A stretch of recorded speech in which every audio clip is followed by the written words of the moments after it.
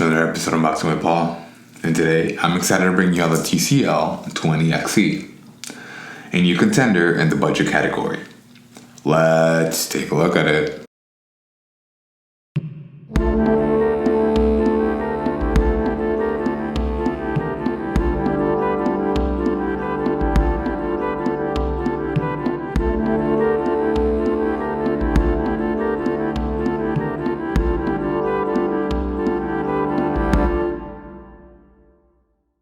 Released and announced in the fourth quarter of 2021, this phone was clearly posed to take advantage of the chip shortage and come in to fulfill the market gap in budget smartphones. But real quick, before we dive into it, I need to give you a little bit more background on that. TCL is not a brand new company. They are a 40-year-old electronic company based out of China. They partner with Roku. They gained the rights to the Palm devices by HP. They also used to make BlackBerry up until 2020. And TCL has been making quite a lot of moves up until recently. They have also recently partnered up with Amazon to be able to manufacture the new Fire TV HDRs. And they're going for more. They are. Now the box itself, quite nice, quite solid, very high quality feeling with a very nice glossy picture on the front, very nice motif throughout, just a really nice overall case. You wouldn't suspect that this is a budget phone if you weren't familiar with phones to begin with. You do only get one first impression, and this box definitely gets it right. Okay, let's go ahead and put this aside for right now. We're going to put a phone aside for right now. Let's see. Pretty sure that this is a SIM ejector tool, a twisted wire one at that, and terms and conditions. Okay. Let's put that aside as well. We also got a USB-C to USB-A cable in here.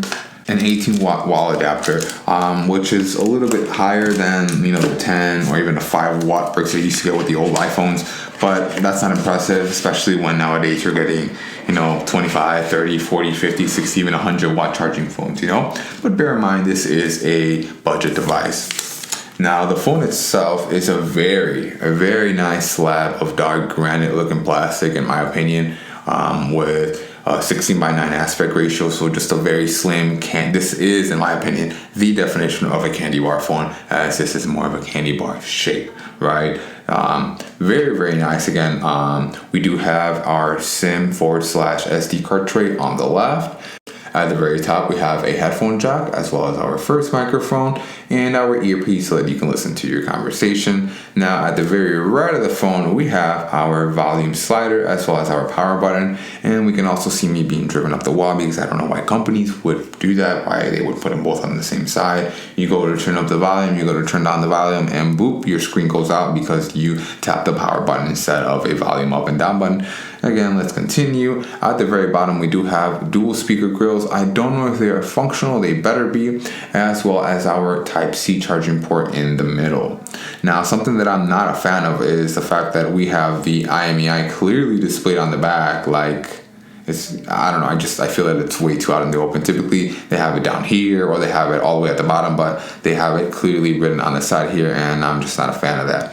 We can see we have a triple camera array with a 13 megapixel main lens, a 2 megapixel macro, as well as a 2 megapixel depth lens for that bokeh effect, in addition to our LED flash. And I forgot to mention as well, we do have a fingerprint reader here in the back.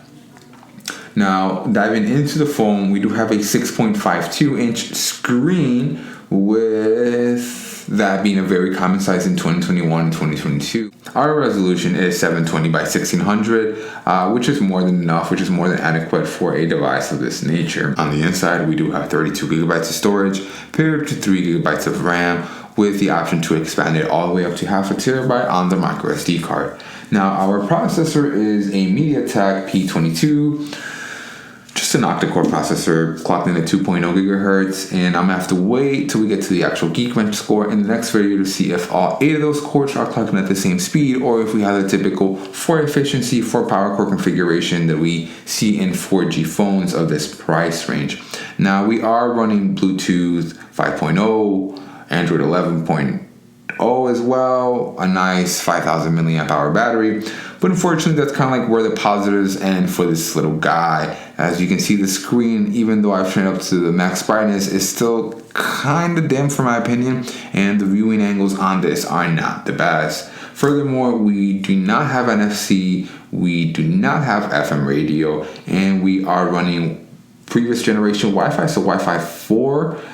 It does not support dual band Wi-Fi AC, and I do believe we have a single downward firing speaker. Even though we have dual speaker grills, they are coming out of the same speaker. And on the bright side, it does have facial recognition as well as a rear-mounted fingerprint scanner. And let's go ahead and see what our camera looks like on this phone. All right. So then, this is what video looks and sounds like on the selfie camera of the TCL 20XE. I look very, very soft on it. There is not very much sharpness. I look so fuzzy. I look like a chayote.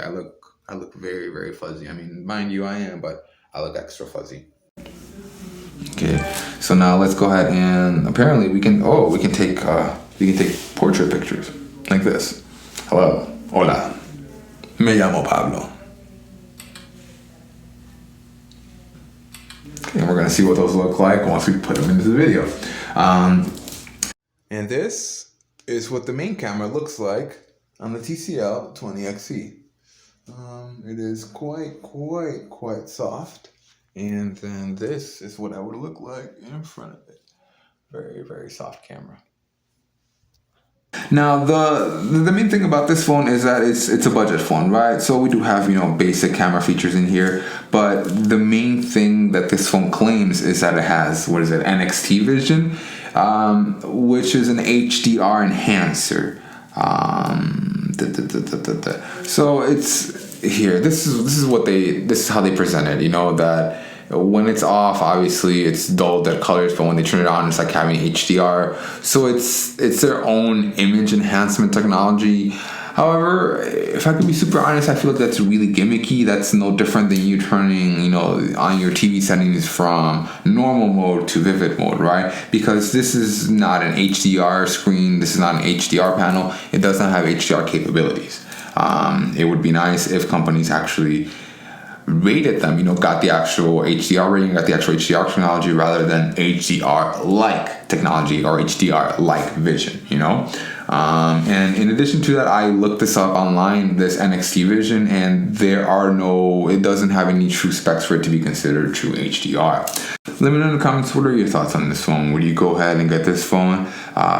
For its specs, for what it is, I would honestly go with probably like a Motorola or maybe even a secondhand iPhone, but I have to remember that that's not always an option, and there are other parts in the world where this might be the only viable or cheap option that is available for you to pick up. Make sure you don't miss out on our 1,000 subscriber giveaway, where we will be giving away another Alcatel Joy Tab 2 tablet, just like we did for our 750 subscriber special. And as always, thanks for watching.